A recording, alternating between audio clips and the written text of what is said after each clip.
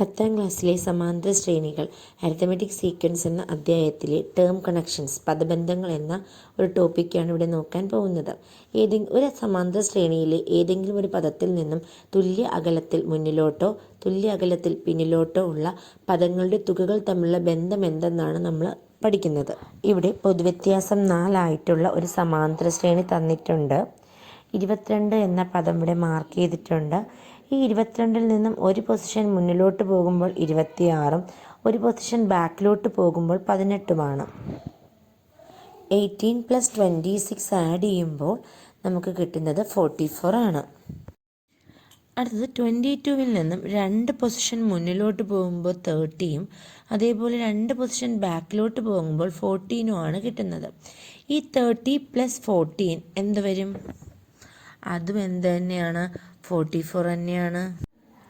ഇനി ഈ 22-വിൽ നിന്നും 3 പൊസിഷൻ മുന്നിലോട്ട് വരുമ്പോൾ 34-ഉം അതേപോലെ 3 പൊസിഷൻ ബാക്കിലോട്ട് പോകുമ്പോൾ നമുക്ക് 10-ഉമാണ് കിട്ടുന്നത്. 34 + 10 എത്രയാണ്? 44. ഇനി നിങ്ങളത് നോക്കിയേ, ഇതിലെല്ലാത്തിലും ഈ 22-ഉം നമുക്ക് കിട്ടിയ സമ്മും തമ്മിൽ എന്തെങ്കിലും ബന്ധമുണ്ടോ? 22-വിൻ്റെ ഇരട്ടിയാണ് എന്തെന്ന് പറയുന്നത്? ഈ 44 എന്ന് പറയുന്നത്. നോക്കിയേ, 44 എന്ന് വെച്ചാൽ എന്താണ്? 22-വിൻ്റെ ഇരട്ടിയാണ്. ഇതിൽ നിന്ന് നമുക്ക് എന്ത് മനസ്സിലാക്കാം?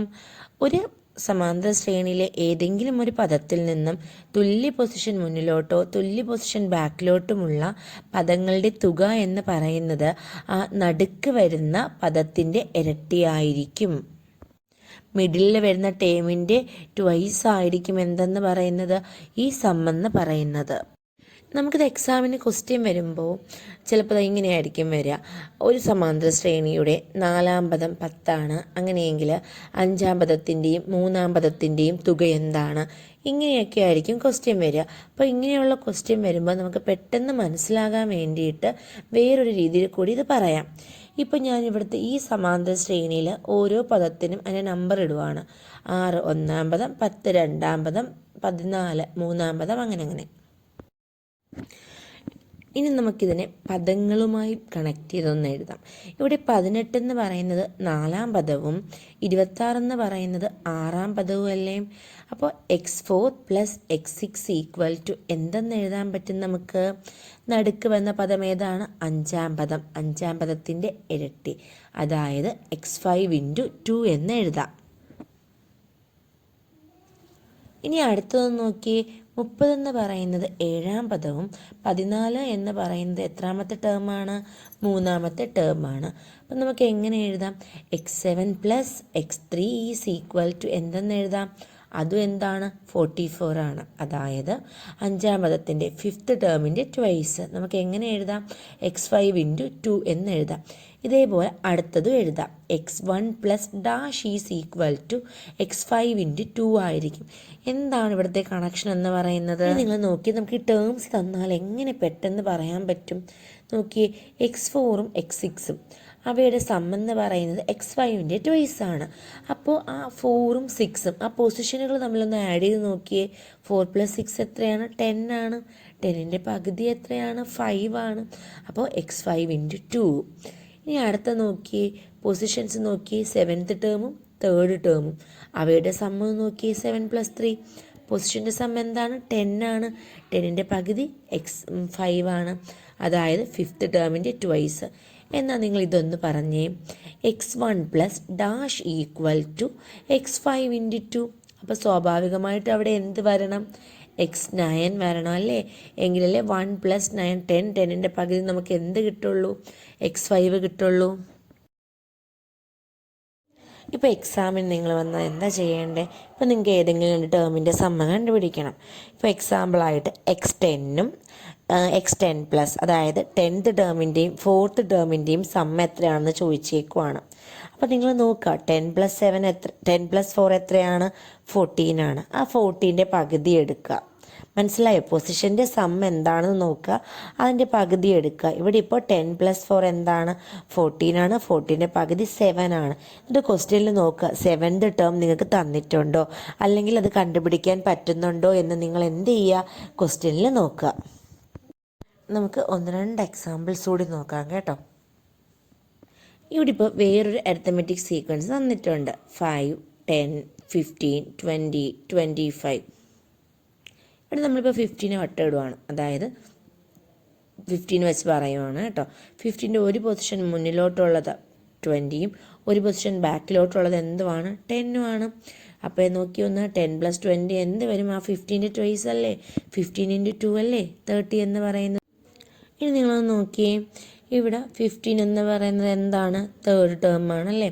അപ്പോൾ ഈ തേർഡ് ടേമിൻ്റെ ട്വൈസ് 2 × x3 = എങ്ങനെയൊക്കെ നമുക്ക് പറയാം? x2 + x4 എന്ന് പറയാം അല്ലേ. നോക്കി, പൊസിഷൻ്റെ സമ്മ എത്രയാണ്? 2 + 4, അതായത് 6. 6ൻ്റെ ഹാഫ് എന്താണ്? 3 ആണ്. അപ്പോൾ നമുക്ക് എന്തെന്ന് പറയാം? 2 × x3 ആണ് x2 + x4 എന്ന് പറയാം. അതുപോലെ x1 + x5 = എന്തെന്ന് പറയാൻ പറ്റും? നമുക്ക് 2 × x3 ആണെന്നും പറയാൻ പറ്റും. ഇനി നമുക്കൊരു അരിത്തമെറ്റിക് സീക്വൻസിലെ സമ്മും മിഡിൽ ടേമും തമ്മിലുള്ള റിലേഷൻ എന്തെന്ന് നോക്കാം. ഇവിടെ 6, 8, 10 ഒരു അരിത്തമെറ്റിക് സീക്വൻസിലെ അടുത്തടുത്തുള്ള 3 ടേംസ് ആണ്. അപ്പോൾ അതിൻ്റെ സമ്മെന്ന് പറയുന്നത് 24 ആണ് കിട്ടിയേക്കുന്നത്. ഇതെന്താണ്? ആ മിഡിൽ ടേം എന്താണ്? 8 ആണ്. ആ 8 × എത്ര ടേംസ് ഉണ്ട്? 6ഉം 8ഉം 10ഉം 3 ടേംസ് ആണ് അല്ലേ. അപ്പോൾ 8 × 3 ചെയ്യുമ്പോൾ നമുക്ക് എന്ത് കിട്ടും? സമ്മ് കിട്ടും. ഇനി അടുത്ത ക്വസ്റ്റ്യൻ നോക്കിയേ, 2 + 4 + 6 + 8 + 10. അവിടെ എത്ര ടേംസ് ഉണ്ട്? 5 ടേംസ് ഉണ്ട്. മിഡിൽ ടേം ഏതാണ്? 6 ആണ്. അപ്പോൾ അവിടുത്തെ സമ്മ എത്ര വരും? നമുക്ക് 6 × 5 എന്ന് വരും. ഇനി അടുത്ത നോക്കൂ, എത്ര ടേംസ് ഉണ്ട്? 7 ടേംസ് ഉണ്ട്. മിഡിൽ ടേം എന്താണ്? 8 ആണ് അല്ലേ. അപ്പോൾ 8 × 7. ഇവിടെ നമ്മൾ ശ്രദ്ധിക്കേണ്ട ഒരു കാര്യം എന്താണ്? നമുക്ക് മിഡിൽ ടേം കണ്ടുപിടിക്കാൻ പറ്റണം അല്ലേ. മിഡിൽ ടേം കണ്ടുപിടിക്കാൻ പറ്റണം എന്നുണ്ടെങ്കിൽ നമ്പർ ഓഫ് ടേംസ് എന്തായിരിക്കണം? ഓഡായിരിക്കണം. എങ്കിൽ മാത്രമേ നമുക്ക് മിഡിൽ ടേം കണ്ടുപിടിക്കാൻ പറ്റുള്ളൂ. ഇപ്പോൾ 7 ടേംസ് ഉണ്ടെങ്കിൽ മിഡിൽ ടേം എങ്ങനെ കണ്ടുപിടിക്കും? 7 ടേംസ് ആണെങ്കിൽ 7 + 1 എത്ര കിട്ടും? നമുക്ക് 8 കിട്ടും. 8/2 4, അതായത് 4th ടേം ആയിരിക്കും എന്തെന്ന് പറയുന്നത്? മിഡിൽ ടേം എന്ന് പറയുന്നത്. ഇപ്പോൾ 5 ടേംസ് ആണെങ്കിലോ 5 + 1 6, 6/2 3 വരും അല്ലേ.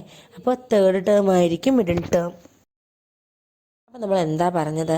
അടുത്തടുത്തുള്ള പദങ്ങളുടെ തുക കണ്ടുപിടിക്കാൻ വേണ്ടിയിട്ട്, തുടർച്ചയായിട്ടുള്ള പദങ്ങളുടെ തുക കണ്ടുപിടിക്കാൻ വേണ്ടിയിട്ട് middle term × number of terms ചെയ്താൽ മതി. ഇവിടെ ഇപ്പോൾ x1 + x2 + x3 3 പദങ്ങളുടെ തുകയാണ് കണ്ടുപിടിക്കാനുള്ളത്. അപ്പോൾ മിഡിൽ ടേം ആദ്യം ഏതെന്ന് നോക്കുക. 3 പദങ്ങളല്ലേ. അപ്പം 3 + 1/2 എത്ര വരും? നമുക്ക് 2 എന്ന് കിട്ടും. അതായത് രണ്ടാമത്തെ പദം × നമ്പർ ഓഫ് ടേംസ്. അപ്പോൾ എങ്ങനെ എഴുതും? x2 × നമ്പർ ഓഫ് ടേംസ് 3 ആണ്. അപ്പോൾ x2 × 3 എന്ന് എഴുതും. ഇനി അടുത്ത നോക്കി, ആദ്യത്തെ 5 പദങ്ങളുടെ സമ്മാണ് കണ്ടുപിടിക്കാനുള്ളത്. അപ്പോൾ 5 എണ്ണം വരുമ്പോൾ മിഡിൽ ടേം ഏതായിരിക്കും? 5 + 1/2 ഏതായിരിക്കും? x3 ആയിരിക്കും മിഡിൽ ടേം എന്ന് പറയുന്നത്. അപ്പോൾ എങ്ങനെ എഴുതും? x3 × number of terms. ഇനി അടുത്ത് നോക്കിയേ, ആദ്യത്തെ 9 പദങ്ങളുടെ തുകയാണ് അല്ലേ. അപ്പോൾ 9 പദങ്ങളെന്ന് പറയുമ്പോൾ മിഡിൽ ടേം എന്തായിരിക്കും? 9 + 1 10/2 എത്ര വരും? 5. അതായത് 5ാമത്തെ ടേം ആയിരിക്കും മിഡിൽ ടേം. 5ാമത്തെ term × number of terms. Number of terms എന്താണ് ഇവിടെ? 9. അപ്പോൾ x5 × 9 എന്ന് കിട്ടും.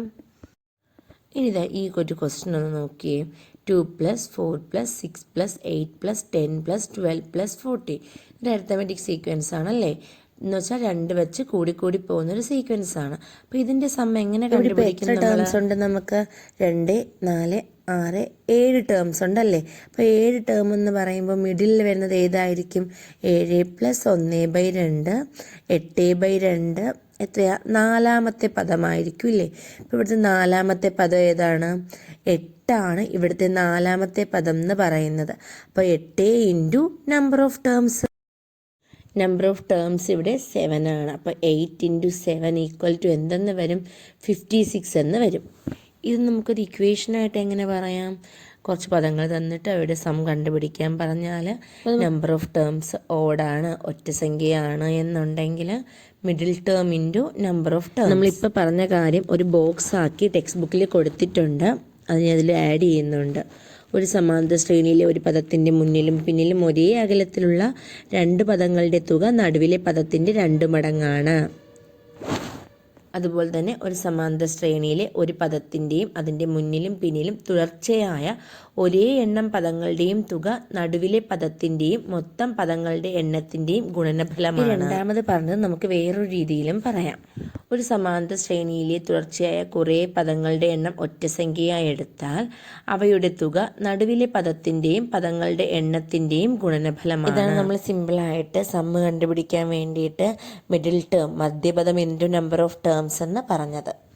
ഇത് ടെക്സ്റ്റ് ബുക്കിലെ പേജ് നമ്പർ 26 ക്വസ്റ്റ്യൻസ് ആണ്. നമ്മളിന്ന് പഠിച്ചതുമായി ബന്ധപ്പെട്ടുള്ള ക്വസ്റ്റ്യൻസ് ആണ്. അപ്പോൾ ഇതെല്ലാവരും ഒന്ന് ചെയ്ത് നോക്കുക. നിങ്ങൾക്ക് ബുദ്ധിമുട്ടുള്ള പോർഷൻസ് ഏതൊക്കെയാണെന്ന് പറഞ്ഞാൽ ആ പോർഷൻസിൻ്റെ ക്ലാസ് ചെയ്യുന്നതാണ്. ഇതുവരെ ക്ലാസ് കണ്ട എല്ലാവർക്കും താങ്ക്സ്.